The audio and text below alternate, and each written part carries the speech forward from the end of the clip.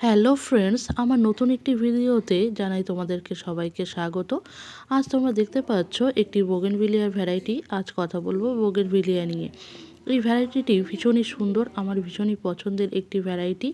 তো ভ্যারাইটিটি আমি অনেক আগেই কিন্তু একটি ছোট টবে প্রতিস্থাপন করেছিলাম। করার পরে চারপাশে ডাল দিয়ে আমি সাপোর্টে বেঁধেছিলাম। দেখো, বেঁধে রাখার সময় এখানে যে সুতোটা দিয়ে আমি বেঁধেছিলাম সেটা কিন্তু আমি খুলতে ভুলে গেছিলাম। আর সেই এমন একটা পরিস্থিতিতে দেখো, গাছটার এতটাই মারাত্মক একটা ক্ষতি হয়েছে আমি সেটা বুঝতেই পারিনি।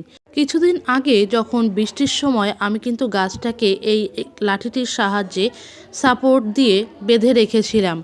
এবার বৃষ্টি চলে যাওয়ার পরে আমি কিন্তু গাছটাকে প্রতিনিয়তই যত্ন করে যাচ্ছি, কিন্তু এই যে সুতোটা দিয়ে যে বাঁধা রয়েছে এটা কিন্তু কখনো আমার চোখে পড়েনি যে গাছটা এমন অবস্থা হয়ে গেছে। আজকে যখন আমি এটা দেখতে পেলাম আমি তো খুবই খারাপ লাগছিল আমার গাছের এমন একটা অবস্থা দেখে। আমার এতটাই কষ্ট হচ্ছিল যে তোমরা যেন আমার মতো এই ভুলটা করো না, সেই জন্য কিন্তু এই ভিডিওটা আমি করছি। এত সুন্দর, এত পছন্দের একটি ভ্যারাইটির গাছটা যখন এত পরিমাণে ক্ষতি হয়ে যায়, সত্যি আমাদের ভীষণই খারাপ লাগে। আমার অন্তত খারাপ লাগছে, এমনটা ভুল একটা কি করে করলাম আমি।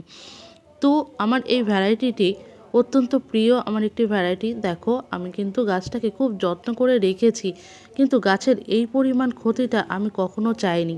এখানেও দেখো সুতোটা দিয়ে বেঁধে রেখেছি, এটাও কিন্তু আমি খুলে দেবো।